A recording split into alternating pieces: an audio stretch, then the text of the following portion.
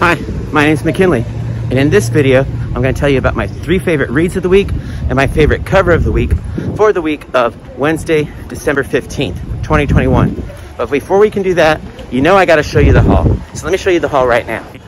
Before I show you the new books, let me show you an indie book that came out a little while ago, but it is new to my store because the creator,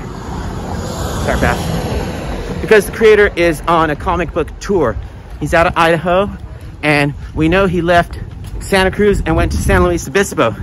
So right here is the guy that always brings me my comic books from my comic shop and wherever else I order from. Greatest guy in the world, Danny. Appreciate it. Thanks, man. We love you, buddy. Appreciate it. Heck yeah. So that's Danny. If you've ever sent me a package, you know who I'm looking at. He touched it before I did. So this is Kaiju Libre by Damon Knoller and Tad Galusha from Arc Welder Studios. And you can check out arcwelderstudios.com. This is like kind of a half issue. It's not very thick, but very well done, very well written. I'm not an expert in Japanese. I know neko means cat, and kaiju means monster, I think. And I know very little Spanish, but I do know that Libre means wrestling. So this is literally what it says. It's like a monster wrestling comic book. It's a half-size comic book, but still worth checking out because it's independently done.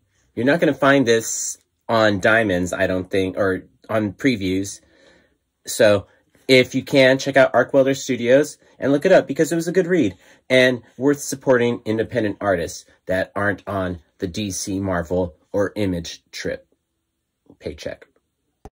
If you watched my channel before, you know when I show you the haul, I start off with Marvel, DC, and Image, and then I show you the real indies. So let's start with Marvel, Image, and DC. Or, I guess, Marvel, DC, and Image. I got 14 new books. Technically 15 if you count this indie book Kaiju Libre, which came out a couple of weeks ago. So we're not including that in this week's new books. So basically it's 14 new books, and let's start off with Marvel. Surprise! I got a Marvel book, but you knew this was coming because you probably already got it yourself. Demon Days Rising Storm by Peach Momoko. That was the Marvel. Now let's move on to DC. Black Manta, number 4 of 6, and it is the prelude to Aquaman. I don't know if I'm going to be on board for Aquaman or not. We'll see. I also got the new Wonder Girl, this beautiful cover by Art Germ. Very nice. Now, the new issue of Future State Gotham. I am so looking forward. I've been so looking forward to this. The first issue of Batgirls, and I got the Inyuk Lee cover. There were 3. I liked the A cover as much as I like this cover, and then there was a C cover that was at my LCS that I really liked as well. But I went with the Inyuk Lee cover. Also got the new issue of the Joker, and you know I'm good. If Punchline is on the cover, I'm getting it. I also picked up the second issue of Robin and Batman. And I like this cover by, who is it by? Oh, it's Raphael Albuquerque and Jordi Belair. Now moving on to Image, I got the new issue of King Spawn and the new issue of Primordial, covered by Mike Allred. Pretty cool. Now let's move on to the real indies. And I got the same cover as Lorenzo over at Alternative City Comics for Gun Honey. We've both been loving this story. It's so good. I'm very excited about that book. I also got the new issue of Berserker. Of course, everybody did, I'm sure. We're all on that Keanu Reeves trip. But honestly, I think Berserker might be kind of getting stretched out. Like, maybe it should have only been 6 issues instead of 10. Just saying. Let me know what you think in the comments below. Moving on, I got the new issue of Witchblood. And to round out what indies we got this week is going to be what's new with Rose Besh this week. Because Rose Besh had 2 covers. She had Sheena, Queen of the Jungle. This is issue number 2. I really did enjoy the first issue, and I would have bought this whether Rose Besh did the cover or not, but good golly, that was a nice incentive. Rose Besh also did the cover for, I'm going to screw up this time. What is it? Vampirella, Dracula, Unholy, A Love Story. I'm not sure if that, is it Vampirella, Unholy, Dracula, A Love Story? I think it's Vampirella, Dracula, Unholy, A Love Story. Or maybe it's Unholy, Vampirella, Dracula, A Love Story. In either case, wow, I almost said a swear word. I gosh darn like this cover a lot. Before we talk about this week's favorite cover of the week, let's review last week's cover of the week. Because my favorite cover of the week last week was Swamp Thing. And Jerry the Jitterbug and Sequential Geek, they both agreed with me on that one. Which is good, or yeah, you don't have to agree with me, because PZ didn't. Pittsburgh Zombie said his, well, I don't know that he said his favorite cover of the week was that Batman cover, but he did say it was a must-own. That was a beautiful cover, and after he left that comment, it got me really to thinking about that cover because it was really nice. But in the end, I have to be honest, I really did like that Swamp Thing just because it had so many different things going on. Jerry the Jitterbug commented that it was like the Led Zeppelin 3 cover where you could just trip out on it for hours and hours. And that cover was rad because it had a spinning wheel behind it, so you could change the cover. So the cover changed as you felt like it, which was really cool.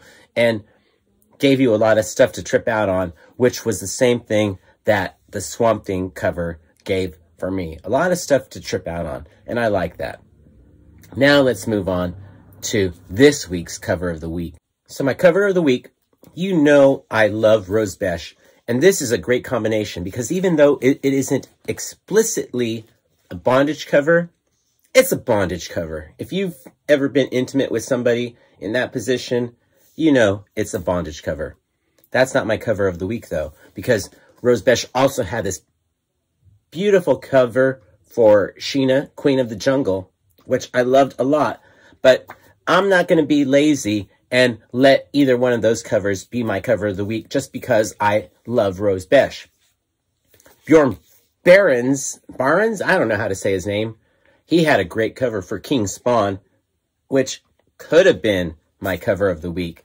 But my cover of the week was this beautiful Punchline cover for the Joker. You all know I love Punchline as well. I love Punchline more than I love Rose Besh. Sorry, RB, but PL is where it's at. Punchline is great, and if she's on a cover, it's almost a guarantee that that's going to be my cover of the week. And this cover of the week is beautiful. It is done by Jay Onesleto and Rex Locus. So that's my cover of the week. Let me know what your cover of the week was in the comments below. There were a lot of good books this week. And with a stack this big, it was really hard deciding on what my 3 favorite reads of the week were. But I went ahead and narrowed it down, and I'm going to share it with you right now. Now, remember, these are my 3 favorite reads of the week. Your results may vary. And if you read something that I didn't read, let me know what it was in the comments below so maybe I can go check it out. Now let's get on to my 3 favorite reads of the week. If you've watched my channel before, you know I love Gotham. You know I love the Batverse, or however way you want to say it. So with so many Bat books out this week, it was hard to not include Future State Gotham. You know I've been loving this. It's a black and white book, and it always has a second story. So I've been enjoying that a lot. And that title has made my top 3 more than once. Also, it was hard not to include Robin and Batman in my top 3 because that was a great book. And you also know I love the Joker. I love the Tiny Onion. He's one of the best writers going right now. And you know I love Punchline. So it's hard to not include any of those books in my top 3. But I had to do it because there were 3 books that I just enjoyed a little bit more than those. So you know that's saying a lot. Now let me tell you what those books were. Coming in at number 3 is Primordial by Jeff Lemire and Andrea Sorrentino. I'm sorry if I didn't say that right. In any case, coming in at number 3 is Primordial.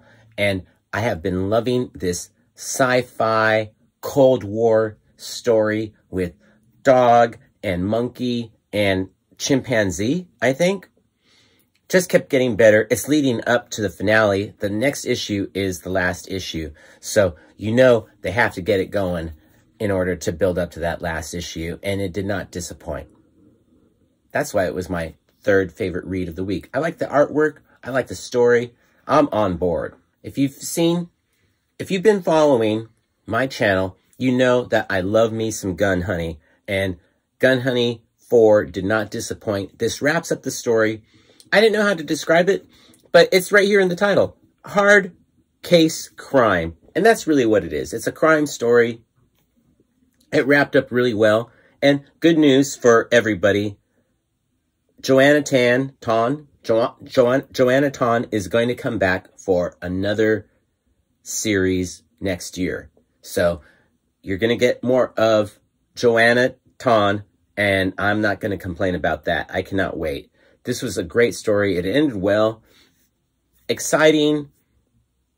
It's a crime story that I wasn't expecting. I didn't know how to describe it before. But yeah, it's hard case crime for sure. And I enjoyed it. One of those exciting, action-packed, wow, you were not expecting that kind of books. And that's the way it was. If you saw the haul and you've seen the books I've already talked about, you might already know what my favorite book of the week was. So it might not be a surprise that my favorite book of the week was Peach Momoko's Demon Days, Rising Storm. This hits a lot of likables for me because I love the artwork. It's very reminiscent of Japanese tattoo art, which shouldn't be a surprise because that's where Peach Momoko has a lot of foundation. She trained to be a tattoo artist, a traditional Japanese tattoo artist, and there are certain motifs that she pulls from that training and she puts it into her artwork. So I love that super. I mean, I'm covered in traditional Japanese style tattoos, so you know I'm gonna super like that.